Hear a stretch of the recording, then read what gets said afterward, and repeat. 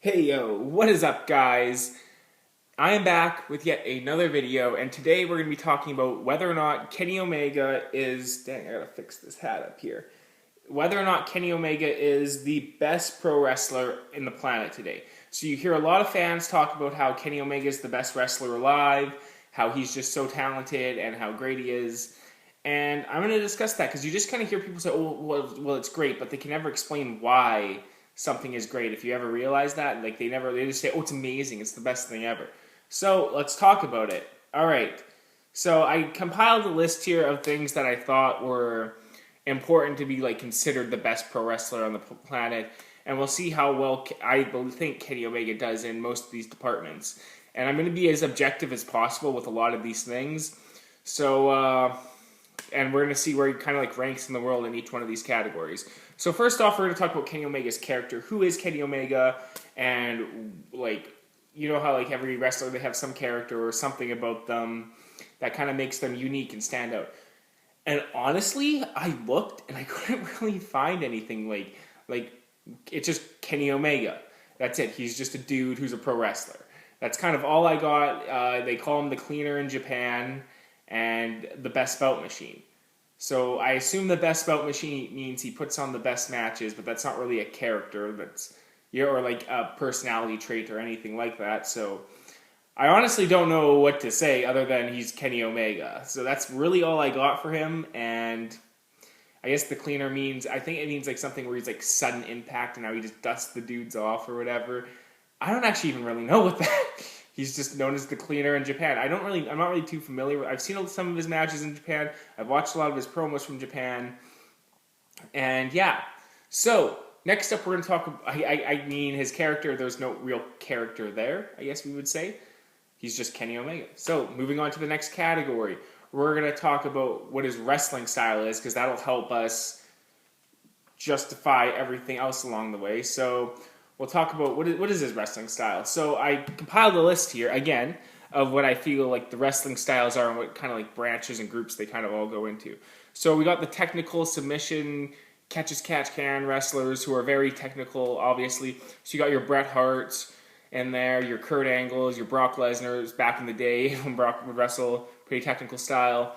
So I would probably say Kenny Omega. I see a lot of chain wrestling, a lot of his matches and stuff like that. So I would say, because for the most part, you kind of mix two styles. Most wrestlers do, or they kind of stick to one. So yeah, we'll say he's kind of. So I'd say he's kind of a mix of a high flyer and a technical wrestler. So he takes chances and he is a lot more technical in the ring. So I think that's about right. He's not. So I think we're all in kind of an agreement on that. Okay, so that's what I kind of got from him. So that's what we're going with. So now that we got that done, let's go into his skill as a worker. Now, a worker is what people don't really understand. You got to have psychology. You got to have understanding of the match. You got to have understanding of where you are, listening to the crowd, and yeah. So here's where things get tricky because most wrestling fans, they don't really talk about this. So is he like smart? Is he thinking of like, for example, I watched his match with Daniel Bryan and he was getting his arm worked over. And he was getting it worked over for about the first 5-10 minutes or so of the match in that kind of range. And by the end of the match, he wasn't really selling the arm or anything like that or showing any effect to the arm. Nothing like that. So I can't actually say that's a sign of a good worker because a good worker wouldn't forget that. For an example of like someone who's a really good worker is obviously Bret Hart. Now, if you remember the great, I believe it was King of the Ring 1993, where Bret Hart wrestled each match, but then he got his fingers hurt in the one match, and then the next match he came out with taped up fingers. So I've never actually, like Kenny Omega, he doesn't really sell all that well. He'll like eat shots, and then he'll just kind of start gyrating, and then he'll come back with his own move or whatever. So he doesn't actually sell. I don't really see a lot of him showing the impact of a lot of the moves. Yeah, so I can't really say he's the greatest worker in the world based off that alone. I don't really see a lot of in-ring psychology of him showing the wear and tear of the match. I haven't really seen him tell like a great story in the ring that like it came off to me as anything. I saw that match with Chris Jericho, which was a good match, but nothing storyline or telling wise. So Yeah, I don't really think he's a much more skilled worker than other people I'll probably be talking about in the future here. All right, so I mean, like as a worker, I don't really consider him too special, being that he doesn't really sell moves or tell much of a story in the ring. So I kind of can't really I kind of can't really say he's much of a ring general either. So I guess I don't know if anyone can like explain or tell me matches where he just told this great story and had this great in-ring psychology to it, and I could go check it out. But I've yet to see that. I've seen a lot of his AEW run. It just kind of moves off to the next car wreck. That's kind of all I'm getting from the guy. So I don't know. All right, let's go with realism, believability, and does he pass the eye test? So I guess we'll start with realism. What I mean when I say that is, can you take this guy seriously when he's coming out to the ring? Now, I will admit, he has an awesome theme song, and he has a pretty cool entrance, so I will say that's pretty cool. But aside from that, he does act really goofy, and he moves really strange. He has these really awkward movements, I noticed, and like how he kind of like gyrates around, and how he like shakes his head and kind of stuff like that. Which I don't know. I don't really take him that seriously if that's like the regard or whatever. And I remember he came out for this one. I think it was Fyter Fest or Fight for the Fallen. He came out at the end of the show, and he's there wearing like fucking green shoes, and he's dressed like just such a total slob, and it's just. Yeah, so that would also go into the eye test too. Does he look like a star? I mean, a star looks different to other people, and for me, I will go with a no. I don't really think he looks like that crazy and like, oh, this must-see guy. He kind of comes off to me as like a mid-card at best on like the national level. He doesn't really come off as like, oh, you need this guy, and this guy's going to draw money, and look at the girls go wild for him, and oh, the dudes just want to be this guy. And I don't really get that sense with Kenny Omega. Again, you guys are free to disagree on this stuff, but that's just one thing I'm going to say. All right, what else did I say? Believability. I mean, Kenny Omega was an athlete. He grew up playing hockey and in Winnipeg, and then I believe he also has a jiu-jitsu belt. So he probably is a pretty tough dude, but you don't really see that too much in the ring. I mean, he does do quite well in like the chain wrestling department, I would say, but yeah, outside of that, I wouldn't say he looks any tougher or comes off any more believable than anyone else where he does anything. So, but I wouldn't say he's that terrible at it. I'd actually say he's pretty decent in the ring based off that. All right, so his moves. All right, does he have a cool move set? Now, I get a little because all right, you got to remember the first time I'm really watching him is in AEW. I've seen some of his stuff in Japan before this, so I'm aware of who he is, but I've never really, like, this is his first chance at the national wrestling level in the West here. Not in the East, the West. So it's Japan, and then you got the West. So those are kind of like the two biggest markets, I'd say. And then you got Europe, which is also a pretty big market, and Mexico.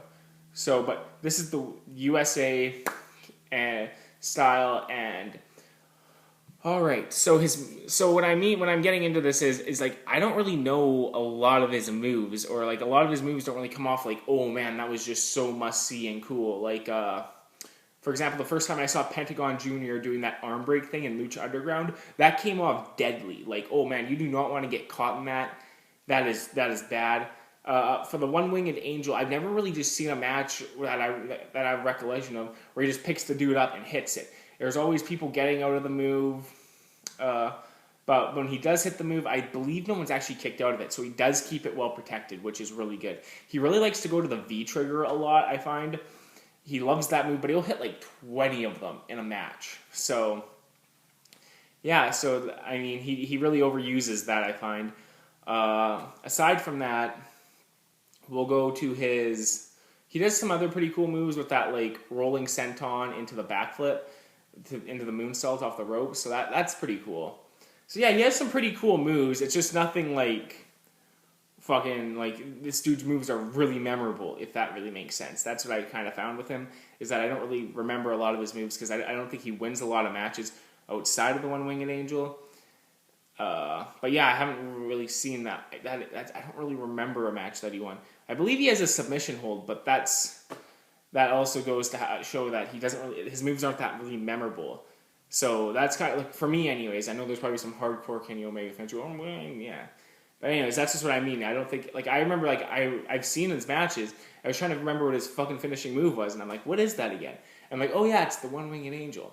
So, but the good thing about it, his moves is his finisher. I don't believe many people actually kick out of that. So that's a good thing. So we'll say that's pretty good. So we're going to talk about what I think is the best thing, because he does have a connection with the audience, and that's his run as a babyface, and we're going to finish up talking about him as a heel. So Kenny Omega as a babyface, I'd say he has a lot of fire and a lot of drive and a lot of passion.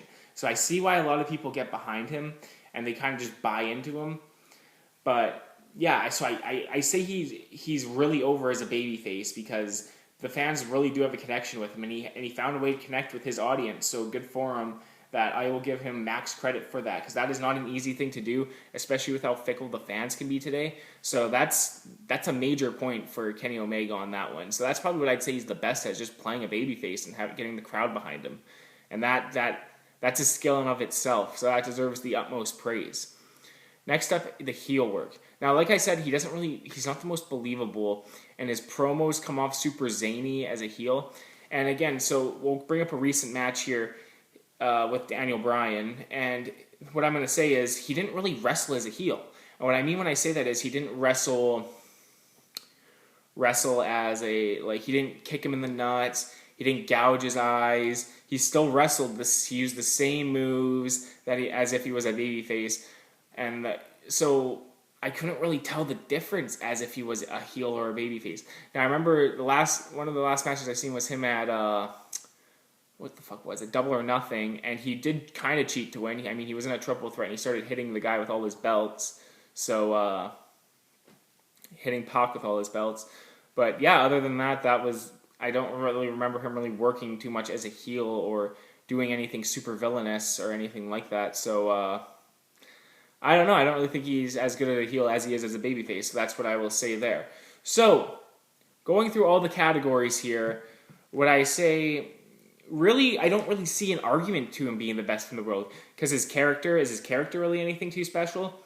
I don't know. I mean, it's subjective, I guess, but like, I don't think he's as cool of a character as like Roman Reigns is, or I don't think has as good of a promo as like Big E. I don't think that's really true. I don't think he has a better promo than Roman Reigns or Seth Rollins or Edge or any real current top wrestler right now. So I don't even think he's the best promo in AEW. So that, like, MJF I think is a far better promo. Cody I think is a great promo. So his wrestling styles, is he the best high flyer? Rey Mysterio is so present, so we can't really give him that. Best technical wrestler, I think Johnny Gargano is a better technical wrestler, and I think Daniel Bryan's a better technical wrestler.